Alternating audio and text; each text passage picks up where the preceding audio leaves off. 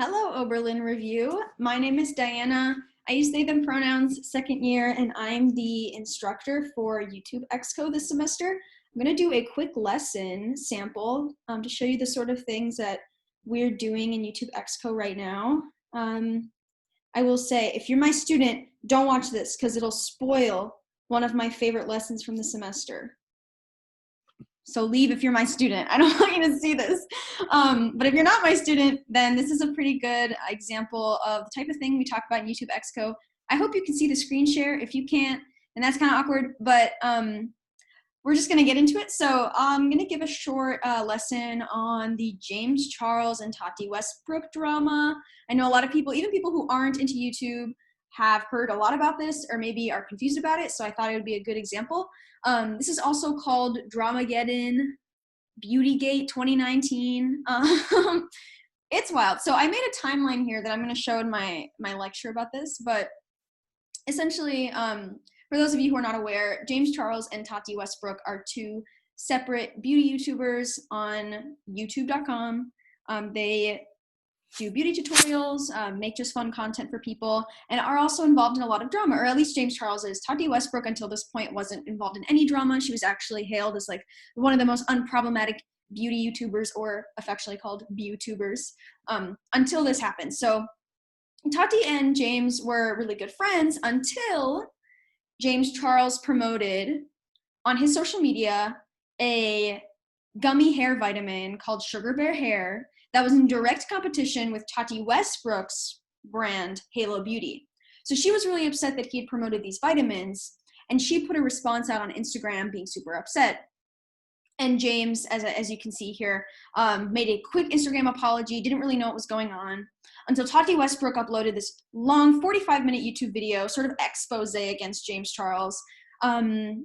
She made a long list of accusations in that video, partially about the hair vitamins, which is sort of the catalyst for all this, weirdly enough, but also was accusing him of pressuring straight men into thinking they were gay, sort of like pressuring them to like, act in a sexual way to him, which was later debunked to a certain extent.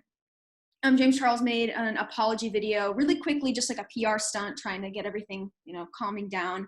But at this point, the entire internet was just sort of against him because they had only heard Tati's side of the story. They just hear that this young man is a sexual predator, sort of is the phrase that people were using.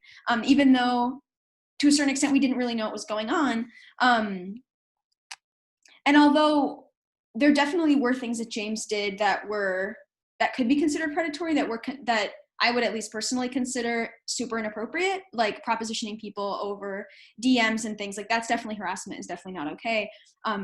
The extent to which people were talking about him was just so not productive in a lot of ways. And I mean, that's more of a personal opinion than anything else, but he followed up with a video, one of, I think, the most interesting retaliation videos I've ever seen, or maybe one of the only retaliation videos I've ever seen, just sort of going through every single point and saying, like, this is not true, this is kind of homophobic, like, definitely would recommend watching the abridged versions of those videos. People have been posting those.